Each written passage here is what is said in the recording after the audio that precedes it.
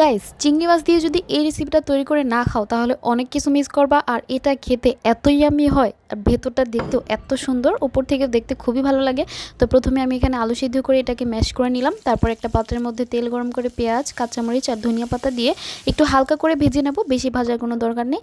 তারপর এখানে চিংড়ি মাছ নিয়ে নিয়েছি, ওপরে যে মাথার অংশটা আছে ওইটা ফেলে দিয়ে বাকি অংশটা নিব। তো এখানে আলু ম্যাশ করা আলুর সাথে আমি এখানে শুকনো মরিচ আর একটু লবণ দিয়ে ভালো করে মিক্স করে নিলাম। তারপরে হচ্ছে এখানে একটু বেরেস্তা আর ভাজা যে পেঁয়াজ মরিচের মিশ্রণটা ছিল ওইটা দিয়ে খুব ভালো করে মিক্স করে তারপর এখন হাতের সাহায্যে চিংড়ি মাছগুলোকে শেপ দিয়ে নিব। তো এখন হচ্ছে একটা ডিম ফেটিয়ে নিলাম, ডিমটাকে তারপরে একটু লবণ আর একটু আটা দিয়ে একটু মিক্স করে নিলাম। আর এখানে ব্রেড ক্রাম্পস নিয়ে নিয়েছি, ব্রেড ক্রাম্পের সাথে আমি একটু চিজ দিয়ে দিলাম, একদম চিকন করে গ্রেট করে নিয়েছি। তারপরে চিংড়ি মাছটাকে আমি এখন ডিমের মধ্যে একটা কোটিং করে নেব আর ব্রেড ক্রাম্বস আর চিজের মধ্যে আরেকটা কোটিং করে নিব। চাইলে তোমরা ডাবল কোটিংও করে নিতে পারো, তবে একটা কোটিং করলেই দেখতে সুন্দর হয়।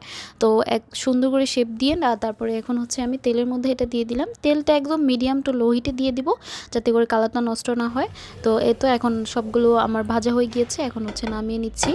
চিংড়ি মাছের অনেকগুলো নাস্তার আইটেম আছে, এটা খেতে অনেক মজা হয়, তোমরা অবশ্যই বাসায় এটা ট্রাই করবে। আর এটা একদম ক্রিস্পি হয় উপর থেকে, আর ভেতরটাও খেতে অনেক মজা হয় যেহেতু চিজ আর বিভিন্ন ধরনের জিনিস দিয়ে এখানে মিক্স করা থাকে। এটার ফ্লেভারটাও খুব সুন্দর। তো শেষ পর্যন্ত দেখার জন্য ধন্যবাদ সবাইকে।